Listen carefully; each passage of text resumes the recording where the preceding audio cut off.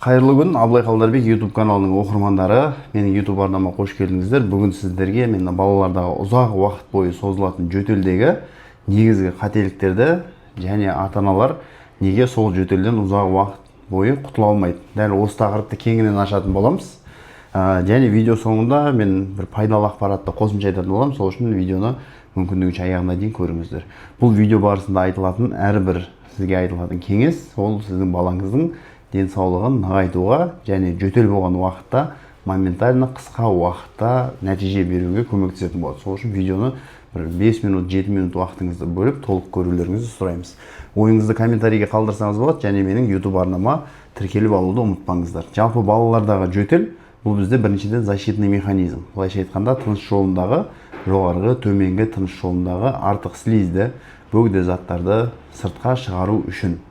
Былайша айтқанда баланың ағзасын ол нәрсе қорғайды.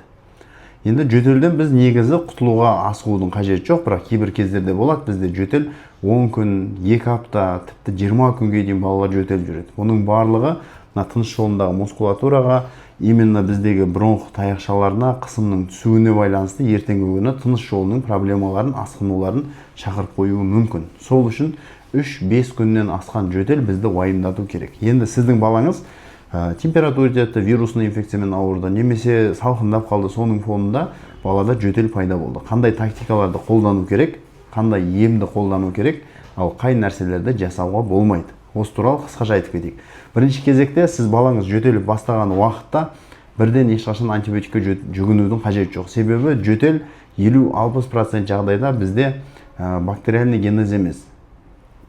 Яғни, мысалға баланың жоғарғы тыныс жолында, мұрын қуысында, тамақта слиздің көп бөлінуіне байланысты, артқы стенкамен артқа қарай стекать етуіне байланысты рефлекторды бала жөтеледі. Яғни тамағы жыбырлап, тітіркену арқылы жөтеледі. Осы уақытта сіз антибиотикті бастайтын болсаңыз, ол балаңызға біріншіден зиян.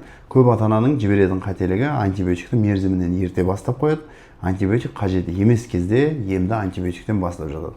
Екінші нәрсе, ол жөтел уақытысында жөтелді отқаркивать ететін препараттарды бірден бастау. Білесіздер, жалпы жөтел бізде екіге бөлінеді, құрғақ және ылғалды. Көбінесе негізі біз егер құрғақ жөтел ұзақ уақытқа созылып жатса, баланың жасы 3 жас, 5 жастан асқан болса ғана отқаркивающий препараттар береміз.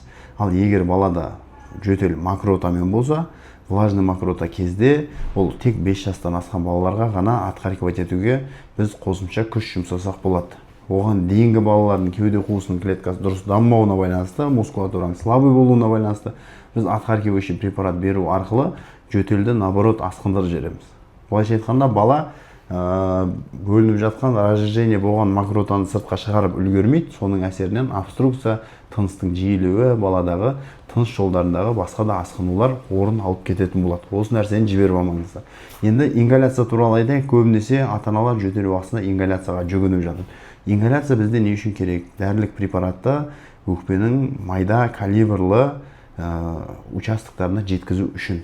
Енді сіз беридуалмен, пульмикордпен ингаляция жасаған уақытта, егер балада бронх обструкция болса, тыныс жеткіліксіздігі өкпеге байланысты болып жатса, және де именно жаңа мокротаны толық разжижать ете алмай жатсаңыз, өкпедегі қабыну процесін, именно бронхтағы қабынуды шешкіңіз келсе, қолдануға болады.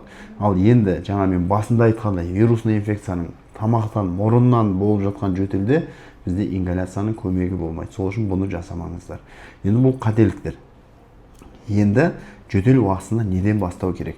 Бірінші кезекте бала жөтеліп бастағанда сіз жаңағы айтқан белгіге көңіл аударыңыз. Балада жөтел сухой ма немесе влажный ма? Сухой болса, көп мөлшерде жидкость беру бізде жөтелді ылғалды формаға өткізуге көмектеседі. Ал ылғалды жөтел салыстырмалы құрғақ жөтелден тезірек жазылады.